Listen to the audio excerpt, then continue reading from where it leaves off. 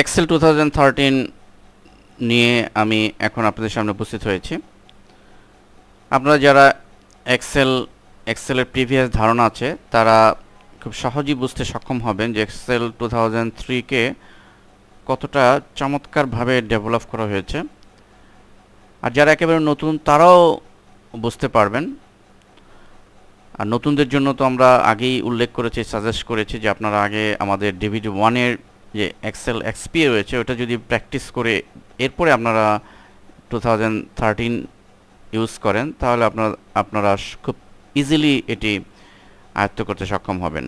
যাই হোক, এক্সেল 2013-এর একদম মেইন ইন্টারফেসে আমি এসেছি এবং এটির একটি বিশেষ বৈশিষ্ট্য আমি বলতে পারি যে একটা চমৎকার এবং অসাধারণ বৈশিষ্ট্য যে দেখুন এই মেইন হোম ইন্টারফেসই এটা এদের কিছু টেমপ্লেট দিয়েছে যেগুলো খুবই অসাধারণ এবং খুবই বাস্তব জীবনে প্রফেশনালি কাজ করার মতো। যেমন লক্ষ্য করুন এখানে inventory list, generic family budget, expense trend budget, personal money tracker, channel marketing budget, school athlete budget, home inventory, নিচে wedding invite tracker, fitness tracker, college credit tracker,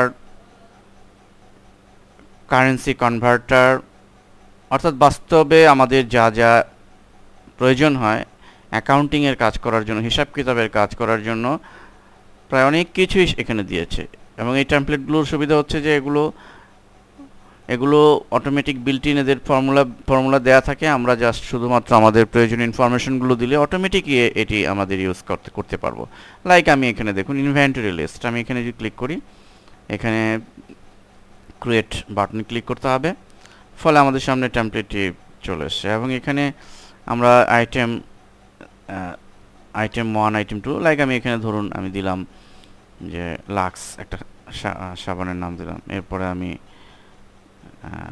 একটা আরেকটি নাম দিলাম হয়তো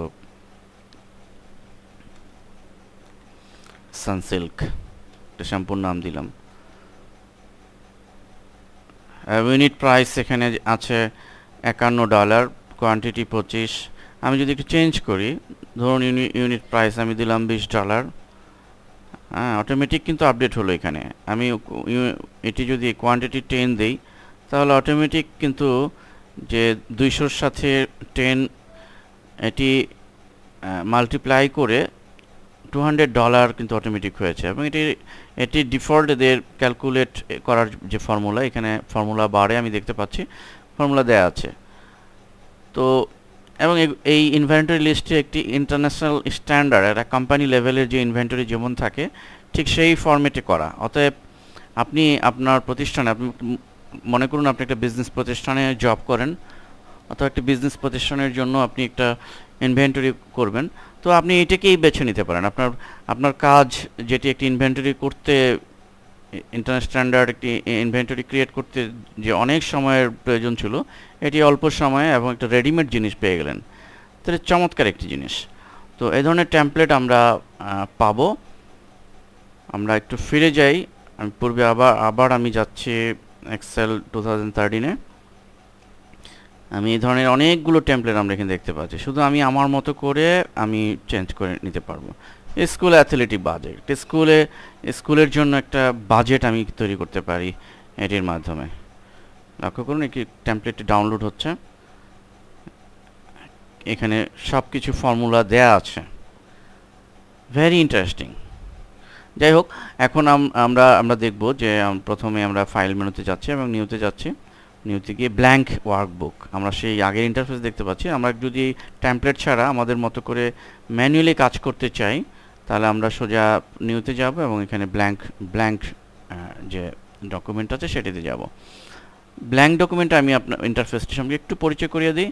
এটি সে আগের মতোই স্প্রেডশিট, বাকি আগের মতো বলতে সেই এর মূল ইন্টারফেসটি মেনলি আগের এক্সপির মতো, কিন্তু এক্সপিতে যেমন লম্বালম্বি ছিল এটি ট্যাব আকারে এবং এটিকে বলা হয় রিবন, যেমন পেজ লেআউট রিবন, এটি ইনসার্ট রিবন, ফর্মুলার জন্য ফর্মুলা রিবন।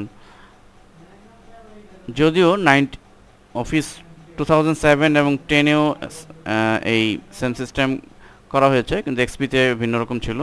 তদুপরি 2013-এ এটির পুরো গেটারটি যদিও একই রকম, কিন্তু অনেক কমান্ডের মধ্যে চেঞ্জ আনা হয়েছে, এবং এটির ভিজিবিলিটি এবং এটির অ্যাপিয়ারেন্সের মধ্যে চেঞ্জ আনা, যেমন এই যে মাউসের কার্সর দেখুন, মাউসের কার্সর মুভমেন্টের মধ্যে একটা ইন্টারঅ্যাক্টিভিটি নিয়ে আসা হয়েছে, চমৎকার একটি ইন্টারঅ্যাক্টিভিটি নিয়ে আসা হয়েছে। তো এবং আগের মতোই এটির কলাম এবং রো বিশিষ্ট একটি স্প্রেডশিট আমাদের অ্যাকাউন্টিংয়ের কাজের জন্য বা স্প্রেডশিট অ্যানালাইসিস জন্য এক্সেল ইউজ করা হয়ে থাকে। তা আমরা পরবর্তীতে স্টেপ বাই স্টেপ এক্সেলের লেসনগুলো দেখব। আশা করি আমাদের সাথেই থাকবেন।